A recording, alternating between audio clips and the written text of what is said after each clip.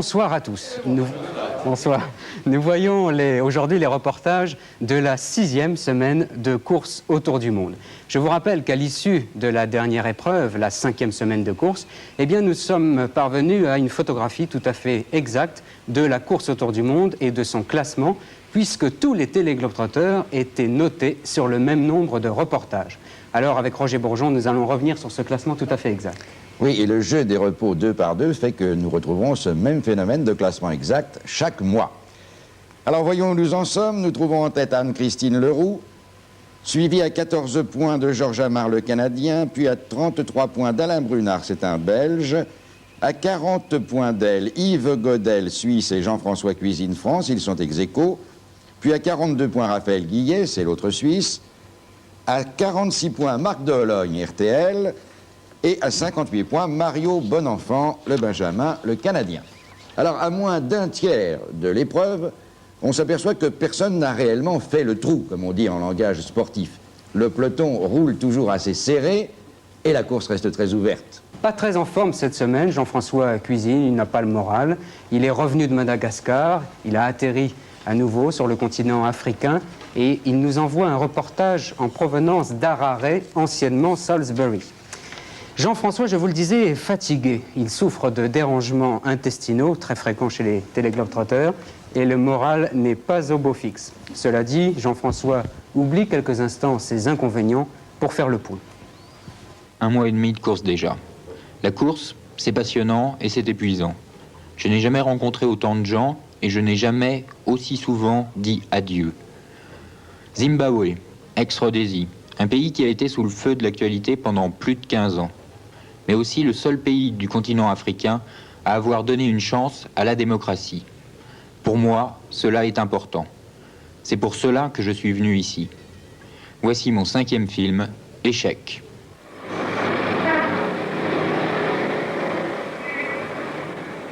Il faisait gris sur Salisbury, rebaptisé Harare depuis 2 ans. La première chose que j'ai remarquée en marchant dans ces rues, c'est ce jeu d'échecs, fait de balles et de douilles, souvenir de la guerre encore toute proche. Et puis partout, d'autres jeux d'échecs, jusqu'à cet échiquier géant dans la première rue. D'un côté, Jim Guido Visser, 11 ans. En face, 7 joueurs, des nouveaux venus sur l'échiquier. Leur avantage, le nombre. Mais la partie commence. Chacun avance ses pions sans prendre trop de risques. Les joueurs copiant leur jeu sur celui des blancs. Mais voyons un peu qui sont ces joueurs. Voici Oliver Maziwiza, 24 ans. Il a combattu dans les rangs de Nkomo à la frontière Mozambique. La guerre lui a appris à tuer, mais aussi à réfléchir. La paix, elle, l'a jeté dans les rues d'Harare sans qualification professionnelle. De petit job en petit job, il attend. Un sort meilleur, peut-être. Jim semble réfléchir. Les blancs ont perdu des pièces. Les noirs, quelques-unes aussi. Les joueurs noirs attendent, concentrés. Parmi eux, Winston Correa. C'est un homme respectueux des lois. Il s'est fait lui-même. Il a réussi. Il travaille à la Old Mutual, la plus vieille et la plus respectable compagnie d'assurance du pays. Dans le jeu, il fait partie du clan des prudents.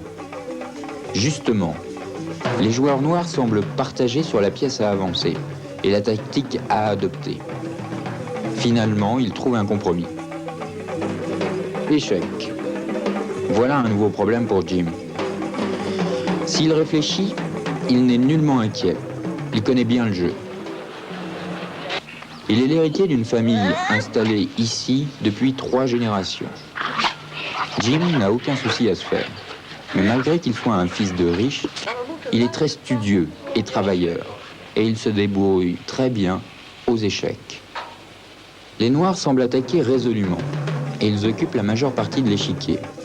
Jim est obligé de jouer sur la défensive. Il a perdu ses pions et sa reine, mais conserve la majorité de ses têtes. De son côté, Dennis Vizarawa se tient en retrait du jeu. 62 ans, Dennis est né à la campagne. À 12 ans, il travaillait déjà chez des fermiers blancs. Denis a toujours travaillé. Aujourd'hui, il est dans un hôtel de la ville, son métier, serveur. Il espère pouvoir s'arrêter un jour. C'est plus un spectateur qu'un acteur dans cette partie. La partie semble prendre un tournant important. Les Noirs attaquent, mais il manque d'organisation dans leur jeu. Les Blancs, eux, se défendent avec beaucoup de méthode. Qui va gagner? Qui va perdre? Impossible à dire. Seule l'histoire future de ce pays nous l'apprendra.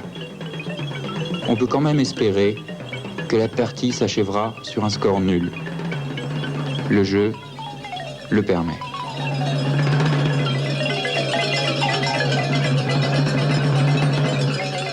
Gilbert Nicoletta. Oui, j'ai été très impressionné par ce film. Je trouve que ce film est d'une rare intelligence. Je trouve que la force essentielle de ce film, c'est surtout de suggérer.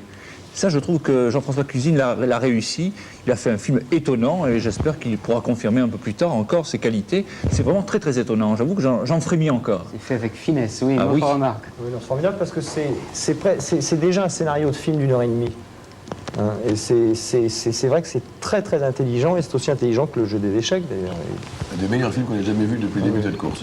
Moi, j'aimerais dire... Jacques Fernand. Il y a évidemment une idée, c'est de passer du jeu réel au jeu mythique, au jeu de la politique. Mais malheureusement, ce n'est pas démontré, ce n'est pas convaincant. Je pense que l'idée est très valable en soi. C'est suggéré, c'est encore Mais plus fort. l'image n'est pas à la hauteur du verbe. Si, regardez les plans. simple, parfaite. Quelle intelligence ce plan où il commence sur un type qui, avant de traverser, il monte, il est soucieux du respect de la loi, paf, on voit qu'il respecte le feu et qu'il ne traverse pas, même s'il n'y a pas de voiture. C'est une Moi, intelligence formidable. j'aime bien parce que, d'une part, je suis très sensible au problème du racisme, et puis je suis un passionné d'échecs. Mais je trouve qu'il y a une petite exagération dans la caricature, enfin dans le schéma, parce qu'à mon avis, maintenant, le pouvoir est noir depuis 2 ans. Il y a d'ailleurs 72 sièges qui sont réservés aux Noirs au Parlement et 28 aux Blancs. Et je pense que dans sa démonstration, il aurait dû donner aux joueurs noirs les pièces blanches. Étant entendu qu'aux échecs, ceux qui ont les Blancs ont l'initiative. Ils ont un coup d'avance. Bon, alors ça nous fait combien tout ça? Antenne 2, non pas Antenne 2, hein, la télévision suisse et le Luxembourg. 15 et 11 pour la Suisse. 15 et 11, ça fait 26 pour la Suisse. 15 et 12, ça fait 27 pour RTL. Qu'a-t-on dit à Montréal, Richard Gay? 24 points pour Jean-François Cuisine. 24 points qui lui ont été accordés principalement pour la trouvaille qui consiste à avoir traité de la situation socio-politique rhodésienne à partir d'une partie d'échecs. Roger Bourgeon, le total. Ça fait 77 points pour Jean-François Cuisine. Vous avez été très, très dithyrambique dans vos compliments, mais les notes n'ont pas Nous, on n'a pas tellement suivi. voté. François Desplat n'est pas content. Non, je suis pas très content parce que je ne pense pas que ça reflète la qualité du film. Pour une fois, je suis pas content.